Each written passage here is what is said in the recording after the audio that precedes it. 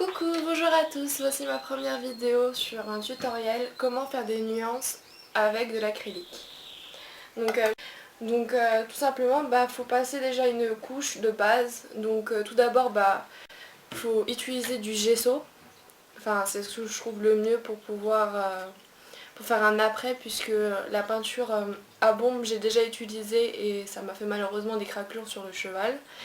Donc à éviter tout simplement parce que c'est déjà une galère pour l'enlever. Et ensuite, si vous avez reçu votre travail et que vous voyez une fois fini au bout d'une semaine des craquelures, c'est pas terrible. Donc je vous conseille du gesso, donc je suis désolée, donc je vais juste... Voilà. Donc là on le voit, sur le marché un gros pot comme ça peut coûter, si je me rappelle bien je l'ai payé 16 €. Voilà, ça fait pratiquement 2 ans que je l'ai, il est toujours pas fini, il est juste à là, voilà, c'est assez cher 16 €, mais voilà, c'est sur la durée, je conseille vraiment de prendre du gesso. C'est ce qu'il y a de mieux et la peinture elle accroche bien, etc. Donc ensuite, vous avez besoin d'une peinture de base. Donc là, j'ai utilisé du beige, il va être un peu plus foncé que le cheval original parce que voilà, j'ai trouvé que... J'utilise de la déco acrylique, c'est ce qu'il y a de mieux. Moi je sais que quand j'ai commencé, j'utilisais avec une autre acrylique, elle tenait pas sur le cheval. Donc j'ai vraiment choisi...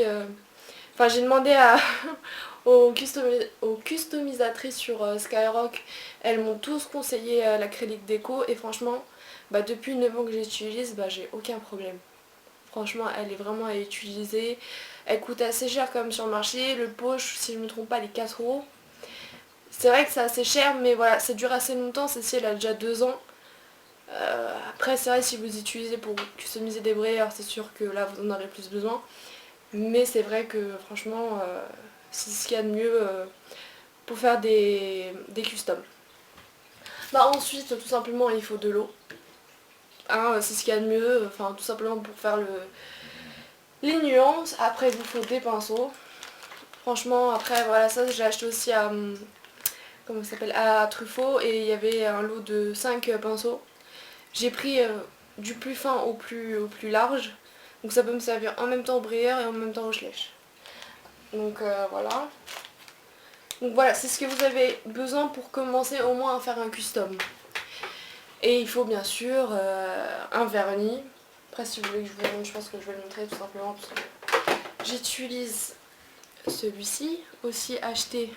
Attendez, je vous fais la mise en point parce que... Ah, j'arrive pas. J'ai l'air bête, là j'arrive pas, je galère. Ah bah non, il veut pas. Mais c'est pas grave, je vais au lire, donc je l'ai acheté aussi à Truffaut. Je crois qu'elle était à 8 € à peu près. Donc c'est un vernis mat anti-UV, donc c'est parfait. Au départ j'ai utilisé que des vernis à bombe, donc c'est aussi bien. Mais quand je suis partie à Truffaut pour aller chercher désolée, hein, je bégaye un peu.